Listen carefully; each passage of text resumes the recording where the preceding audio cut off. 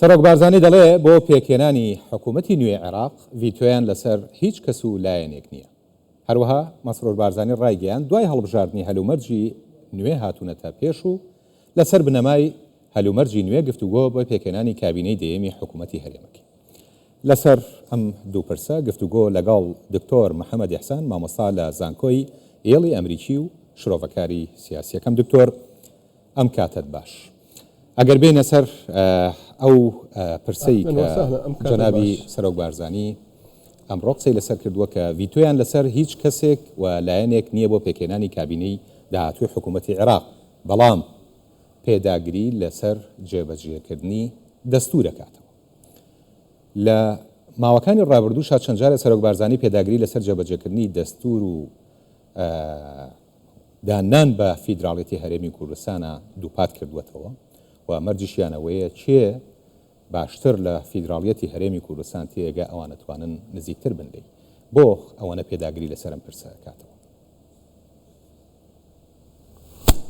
بێشەکی زۆر سوپاس. پیرۆزبایی لە سەرۆک بارزانی و سەرۆکی هەرێمی کوردستان و سەرۆکی حکوومەتی هەرێمی کوردستانەکەم بۆ سەرکەوتنی پارتی دیموکراتی کوردستان بەو ئاستە بەرزەی دەنگ کە حزبی ڕقم یەکە لەسەر ئاستی عێراق بە ئاستی دەنگەوە بە ئاستی سەنگەوە بە ئاستی منطقەوە بە ئاستی بۆچوون و ئایندەیەکی گەشی بۆ ئەم وڵاتە.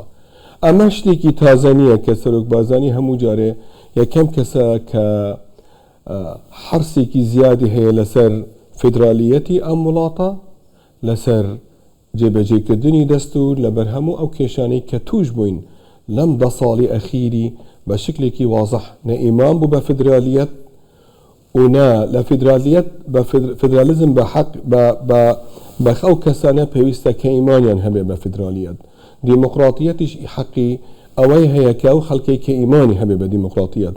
ئەم کێشانەی کە توش بووین لەم 10 ساڵانەی ئەخیری دوور بوون بوو ئەو حکومەتانەی کە حکمیان کرد لە بەغا دووربوونیان بوو لە جێبەجێکردنی فیدرالیزم لەم وڵاتە و دێربوونیان بوو لە جێبەجێکردنی دەستوور.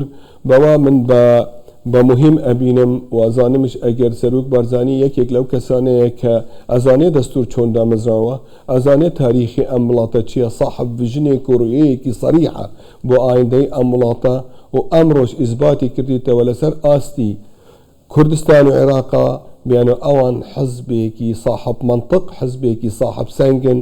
هەموو کەسێک سەیرەکات، هەموو خەڵکی عێراقیەکان ئەوانەی کە بردووانە لە هەڵبژاردن ئەزان هیچ حکومەتێکی بێ پارتی دیموکراتی کوردستان نایەت ئاراوە نابێتە حکومەت لەم وڵاتە. ئەگەر بێتە حکومەتیش بە زەبری زوڵمەوە بەردەوامی تا لە حکومەتە نابێت.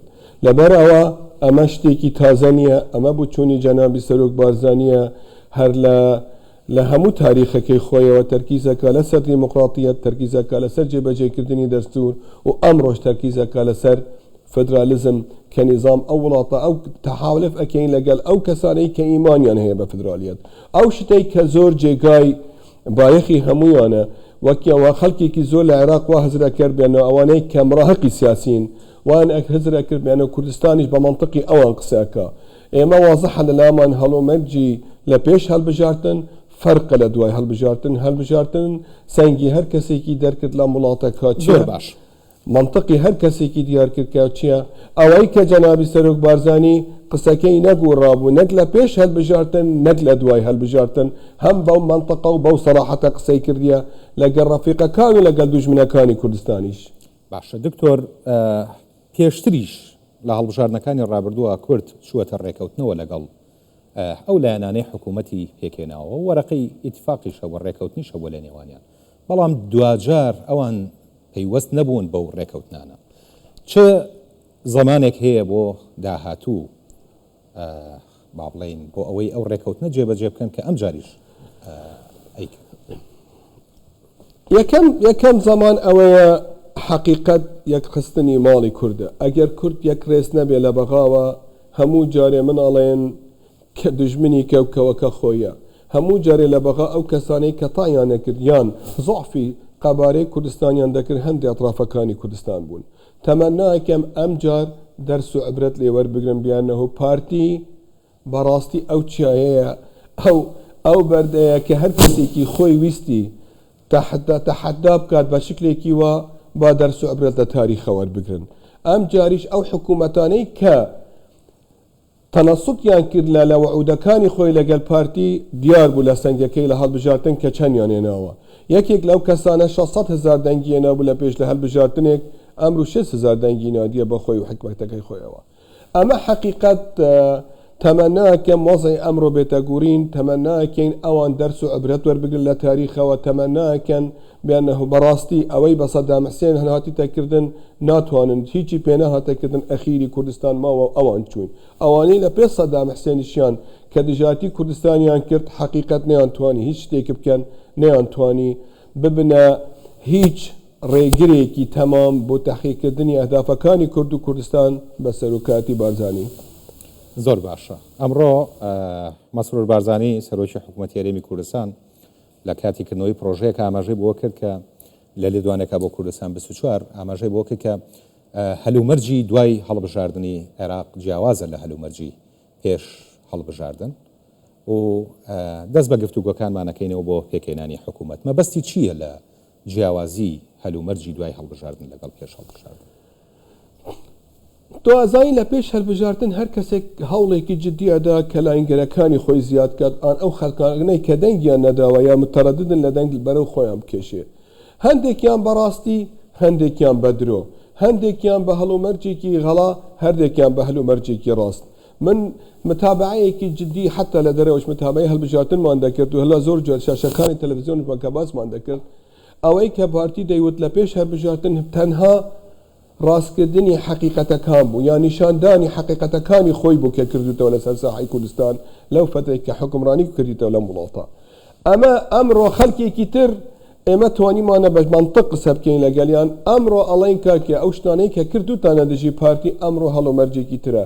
ئێمە تێگەین لە منطقەکەی کەوە بە کارتان تێنا لە پێش هەڵبژاردن ئەمڕۆ وەرن حکومەت پێک بێنین لە کوردستان ببینە سەنگێکی قائیم مشلۆ کورد و کوردستان لە بەغاوەش یەکڕێزی کوردستان هەموویە لەگەڵ ئەطرافەکانی تری عێراقیش هەندی ئەطرافی تری عێراقی دژاتی پارتی بۆ خۆیان کرد بۆ تارگێتێکی ڕقم یەک لە پروسەی هەڵبژاردن و لە کەمپێنەکانی خۆیاندا. ئەمە نیشانەی قووەتی پارتیە، نیشانەی دڵگەورەتی قیادە و سەرکردایەتی پارتیە بە تایبەت جەنابی سەرۆک بارزانی. ئەمە نیشانەی حکومەتە لە تەعاملکردن لە سیاسەت. لە سیاسەت تۆ ئایا ئەگەر سیاست مەدارێکی تەواوی بەم منطقە تەعاملەکەی، ئەگەر عاشقی سیاست بی بە منطقی خصومەکانی پارتی دموکراتی کوردستان تەعاملەکەی لەگەڵ ئەو ئەطرافەکانی تر. ئەمڕۆ هەڵومەرجێکی تازەیە، ئەوەی ئیلتیزام بەڕاستی فدرالیزمت، ئەوە ڕاستی ئیمانی بە فدرالیەتی کوردستان هەیە، ئەوەی ڕاستی نیەتی هەیە جێبەجێکردنی دەستور بێت. هەموو کێشەکانی ئێمە لەگەڵ بەغا ئەوە بوو کە نە جێبەجێکردنی دەستور بوو یان التیفات بوونە لەسەر جێبەجێکردنی دەستور. پێیان ئەڵێن وەرنکە کە بە وزوحی ئێمە ئەمەین، ڕوئیەمان ئەمەیە، ئایندەی ئەم وڵاتە وامان ئەبینین. بێ ئێمە ناتوانن شتێکی تر بکەن بە زبری قووەت یان بە زبری تەئامر بە زبری خیانەت وەرن پێکەوە ئەم وڵاتە ئاوادان بکەین، هەوڵ بدەین وڵاتێکی سەقامگیرتر، وڵاتێکی گەشە پێدانتر، وڵاتێکی خۆشتر، وڵاتێکی چاکتر بۆ هاوڵاتی کوردستان و عێراقا پێکەوە دابین بکەین. ئەمە بوو چوونەکەی پارتی دموکراتی کوردستانە، ئەمە بوو چوونی جەنابی سەرۆک بارزانیە. من وا هەزر ئەکەم خەڵکێکی زۆریش ئەمڕۆ منطقیان گوڕاوە لە پێش منطقی هەڵبژاردن کە بەکاریان دێنا. تەمەناکەین دووبارەی ئەوە نەکەن و تەمەناشەکەین ئێمەش خۆمانە ناو کوردستانەوە بە تایبەتی پارتی دموکراتی کوردستان هەندێ هەڵەماش ئەگەر کردبێت جاران لەگەڵ بەغا پێیان بڵێن وەرن کاکە ئەم جار بە زیاتر لەسەر ئەو هەڵانە ڕابوەستین، بە زیاتر نقاطەکانی خۆمان بە وازحی پێیان بڵێن 1 2 3 4 ئەمەیە نقطەی خلاف لەگەڵ ئێوە وەرن چ توانن حەل بکەین، چ توانین ناحەنە حەلکەین لەسەر ئەساسی ئەو معادلە بتوانین تەعامل بکەین و بینە بەشێک لە حکومەتی داهاتوو لە عێراقەوە.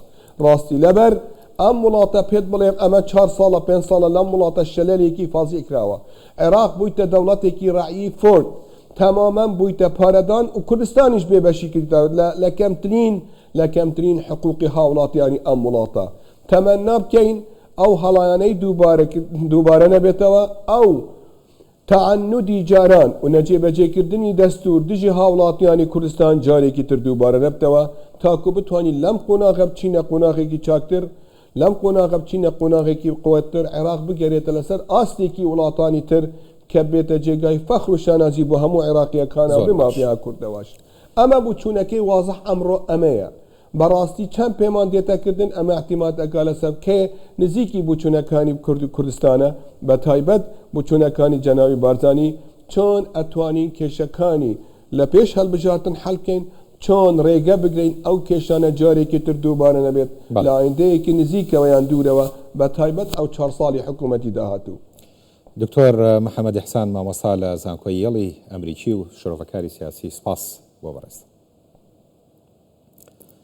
انتیفاز قەنبەر سەرۆکی لیژنەی پاراستنی کورد لە واشنگتن لە بەرنامەی باسی ڕۆژی کوردستان 24 ڕایگەیان لە عێراق هاوسەنگی دەسەڵات نییە چونکە بێت ئاسایب ئەهل الحەق بزوتنەوەی سادقون بە 685,000 دەنگ 27 کورسی پەرلەمانی هەبێ بەڵام پارتی بە 1,100,000 دەنگ هەمان کورسی هەبێ. انتیفاز قەنبەر ئاماژەی بەوەشدا لە عێراق هەموو شتێک بۆ بەرژەوەندی گروپە چەکدارەکان گۆڕا و لە دژی ویستی گەلی عێراق.